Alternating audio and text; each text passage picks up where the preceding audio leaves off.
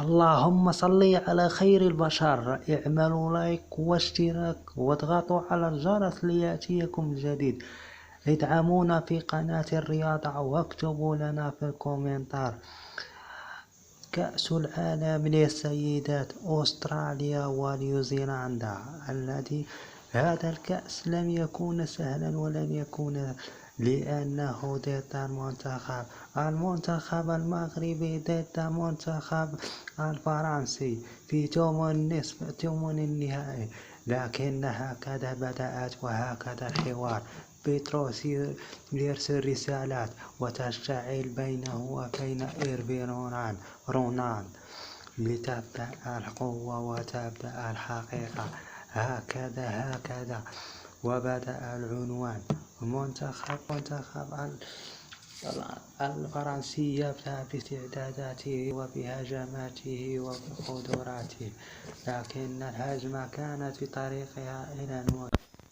جاء الهدف في الدقائق الأولى ليتغير الزمان ليأتي الهدف الثاني فرنسي في أقل ليبدأ الأساليب وتبدأ.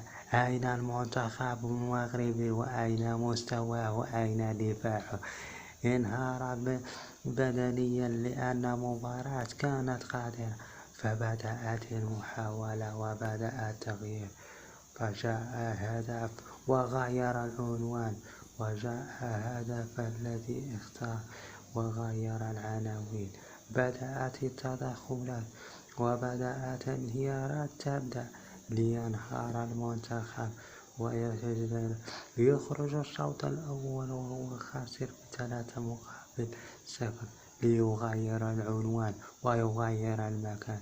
المنتخب المغربي انتهت مراحله وانتهت ليأتي هدف الذي لم يكن في الحسبان، وجاء الهدف الرابع رغم المستوى الذي بدأ فيه بالشوط الثاني بتغييرات المدرب، لكن الانتصار كان فرنسيا والتأهل كان فرنسيا. تأهلت فرنسا وخسر المنتخب برباعية. لم يكن مستوى في الشوط الأول ممتاز، لكن الشوط الثاني تغير ولم يستطع أن يسجل، لأن أين الهجوم وأين المهاجمين؟